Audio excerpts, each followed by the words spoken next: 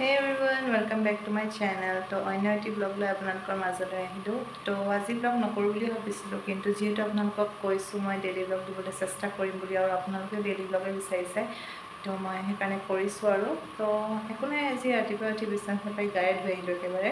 তো গা চা ধুই এতিয়া দুপৰীয়া খানাটো বনাব লৈছোঁ। মায়ে চব বনালেই, ভাত চাত এইবোৰ, মই অকল মাংসৰ চব্জিটো বনাইছোঁহি। তো ভিডিঅ'টো লাষ্টলৈকে চাই থাকক, স্কিপ নকৰি। আৰু যোনে যোনে মোৰ চেনেলটো এতিয়ালৈকে ছাবস্ক্ৰাইব কৰা নাই, প্লিজ ছাবস্ক্ৰাইব কৰি লওক, যাতে আপোনালোকৰ ছাপৰ্টেৰে আমি আৰু ভিডিঅ' এনেকৈ আগবঢ়াই যাব পাৰোঁ, মই আৰু ভিডিঅ' আগবঢ়াই যাব পাৰোঁ। তো এতিয়া চাই থাকক ভিডিঅ'টো, মই দেখুৱাই আছোঁ আপোনালোকক। তো মই খানা বনাব লওঁতে পংকজে ফোন কৰি ক'লে যে পাত নি আছে থ'বলৈ গেৰেজৰ পৰা, সেইকাৰণে স্কুটিখন উলিয়াই দিবলৈ। সেইকাৰণে মই এতিয়া স্কুটিখন উলিয়াবলৈ গৈ আছোঁ।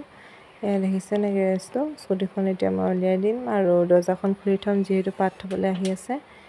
তো উলিয়াই মেলি গৈ মই আকৌ খানা বনাবলৈ গ'লোগৈ দুপৰীয়াৰ কাৰণে। এইফালে দেখিছে ন, মাংসকে বনাম আজি। অকণমান বেলেগকৈ বনাইছোঁ, পেষ্ট চেষ্ট কৰা নাই। এনেকৈ কাটি জলকীয়া আৰু পিঁয়াজ ফ্ৰাই কৰি আলুখিনিও ফ্ৰাই কৰি লৈছোঁ লগত, তাৰপিছত মাংসখিনি দি এনেকৈ ফ্ৰাই কৰি লৈছোঁ, দেখিছে ন। তাৰপিছত ইয়াত নিমখ আৰু হালধি দি দিছোঁ, আৰু অকণমান মিট মছলা দেখিছে ন দি দিছোঁ, আৰু একো বেলেগ নিদিওঁ। এইকেইটা দি আকৌ ভালকৈ লৰাই দিম। তো এতিয়া দেখিছে, বন্ধ কৰি দিম মই পানীখিনি ওলাবৰ কাৰণে মাংসৰ।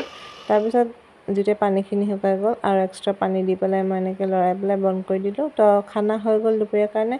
হাতখন বিষত একেবাৰে থাকিব পৰা নাই। পংকজো আহিলে, সেইকাৰণে সি আকৌ মলমটো লগাই এনেকৈ বান্ধি দিলে এইটো।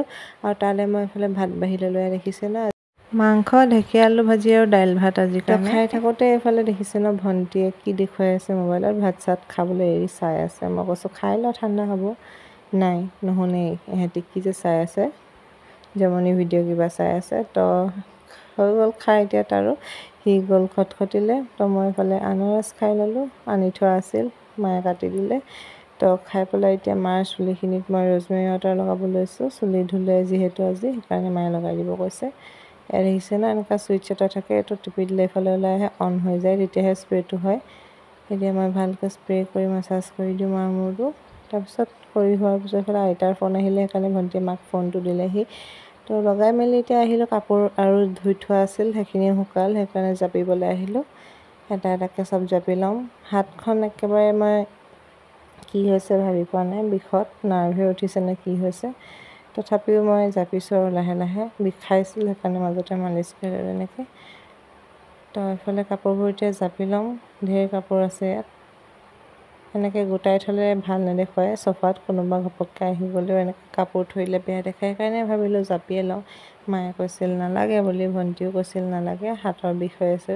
তথাপি মই জাপি ল'লোঁ আৰু থৈ দিলোঁ চবৰ কাপোৰ নিজৰ নিজৰ জেগাত। তাৰপিছত এইফালে দেখিছে ন, শুই দিলোঁহি একেবাৰে হাতৰ বিষত।